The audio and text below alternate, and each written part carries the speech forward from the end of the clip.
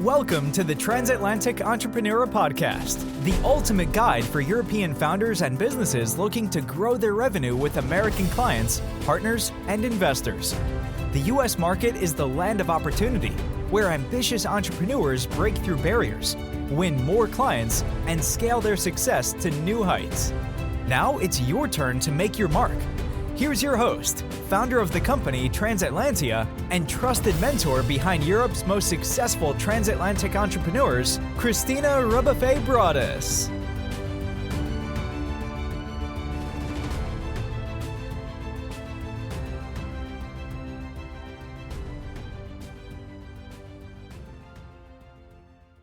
Want to know how to craft a pitch that wins U.S. clients? If you're struggling to get American clients, the problem isn't your offer, it's probably your pitch. Americans think differently, and if you don't adapt, you'll lose out. Let me show you how to pitch like an American for Americans and win.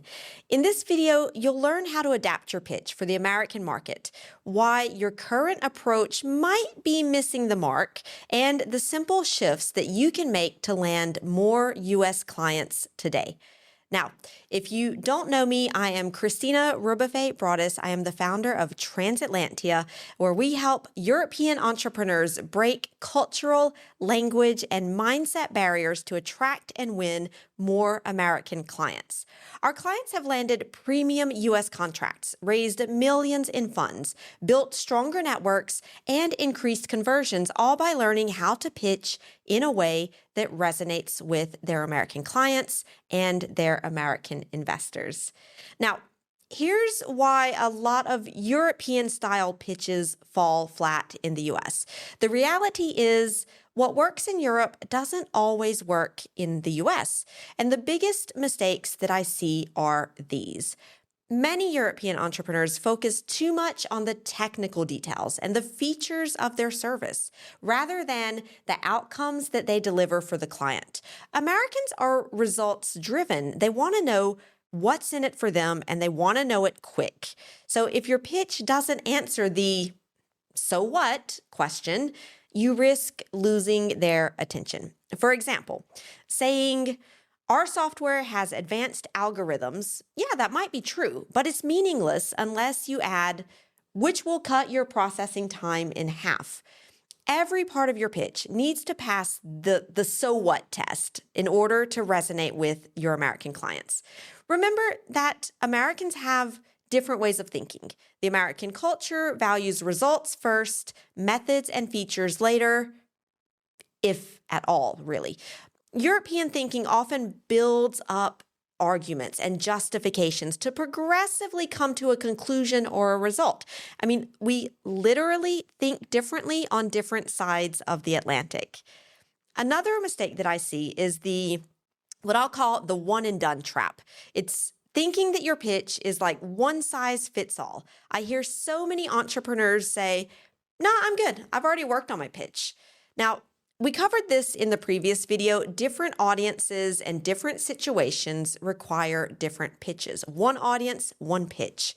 If your pitch isn't tailored to the priorities of your specific target and it isn't right for the situation, you miss that opportunity. So think of your pitch not as something you create and then you just go out and use it as is. It's a toolbox, and you have different tools for different clients.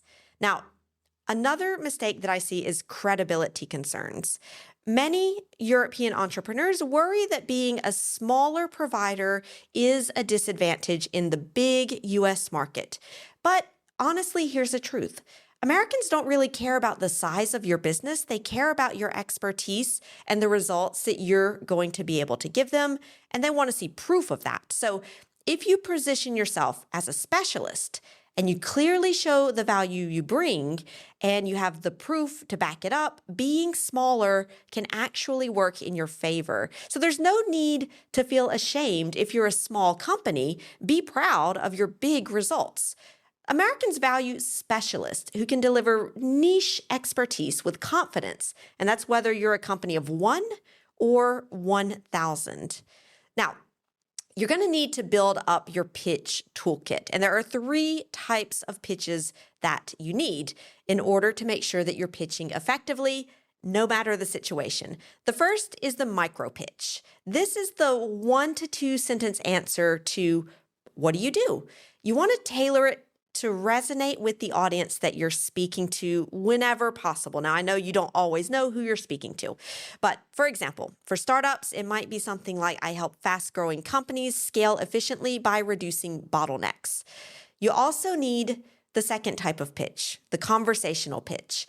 This is a flexible series of value points that you can bring up during a discussion. It's like a card game. You've got your hand of cards and you play your card at the right moment to adjust your message depending on the priorities of the person you're speaking with, who they are, and how that conversation is going. Now, the third type of pitch to have in your toolbox is the planned pitch.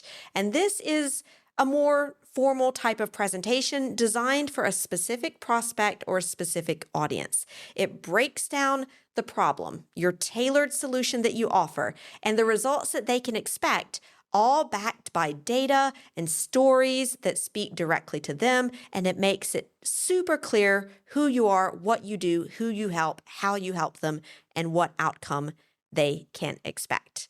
Now, there's an important point here about the pitch. It's about having a repeatable pitch. Now, the good news is that once you've identified your target market, you can create repeatable pitches that are easy to use to show how valuable you are, no matter who you're talking to. In fact, you want to get really, really, really good at pitching in conversations following the repeatable structure, but being able to adapt to the situation. Now, why is this so important? Because in American culture, we're always looking for opportunities, and literally every conversation can be a chance to pitch.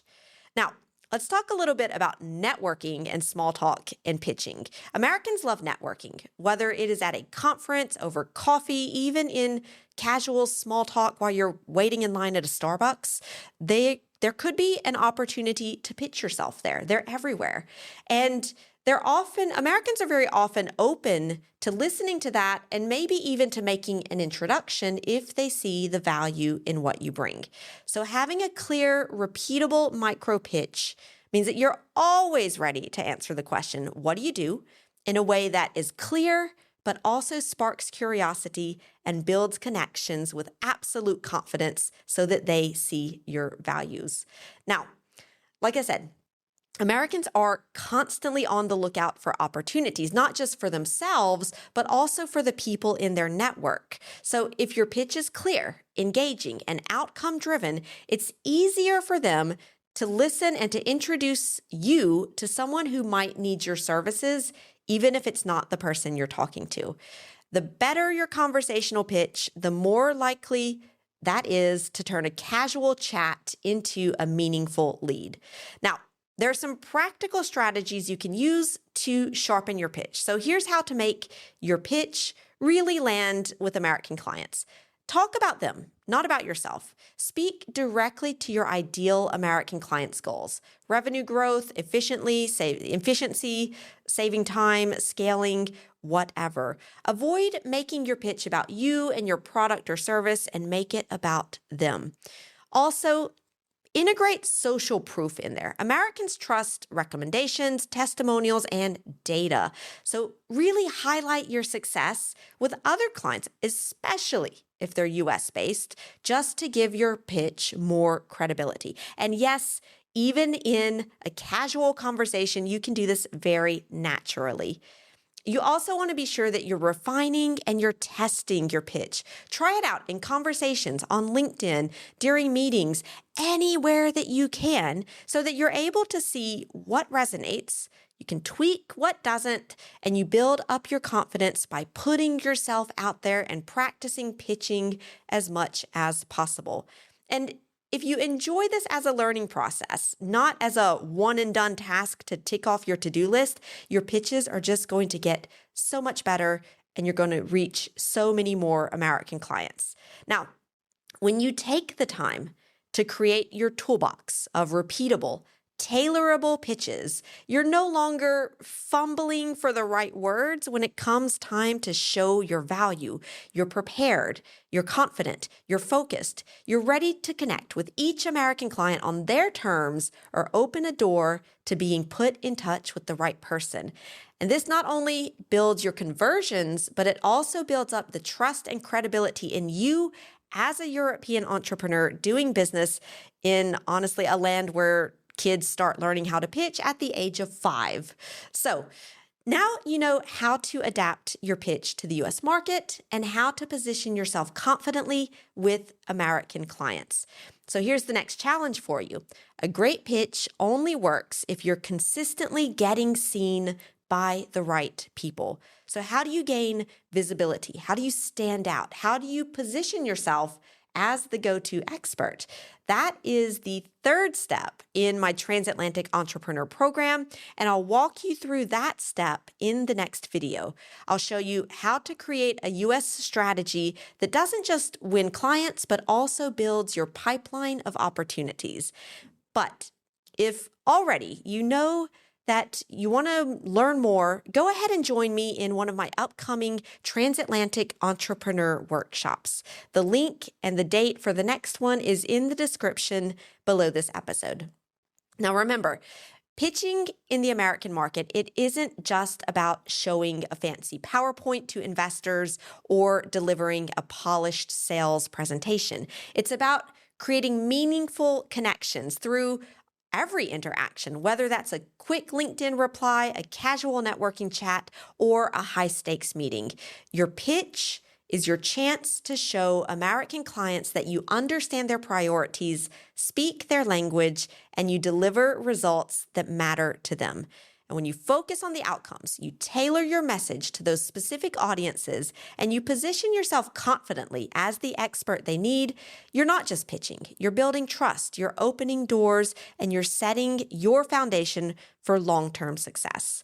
So, if you want to refine your pitch and learn how to connect with the right American clients, like I said, come to one of my workshops and let's make your European expertise impossible to ignore in the American market. Let's make you visible, valuable, and well-connected with your American clients. Thanks for listening to the American Market Alchemist podcast. If you're ready to amplify your influence and scale your impact in the U.S. market, become a member of my newsletter community. You'll get weekly tips on LinkedIn strategy, personal branding, and digital marketing to write your U.S. success story. The link to get the newsletter is in the show notes. I'm Christina Rebuffet-Broadus, and I'll talk to you next time.